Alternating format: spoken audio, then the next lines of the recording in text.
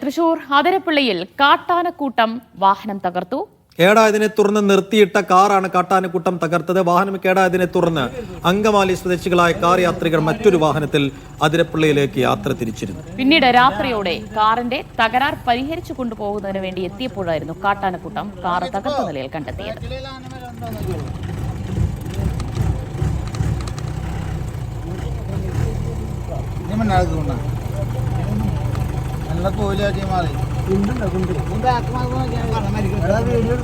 Nitin saver വിവരങ്ങൾ നൽകും. നിതിൻ, ആ സമയത്ത് ആളുകൾ ഇല്ലാത്തതുകൊണ്ട് വലിയ അപകടം ഒഴിവായെങ്കിലും കാറ് ഇപ്പോൾ ആകെ തവിടുപൊടിയായോ?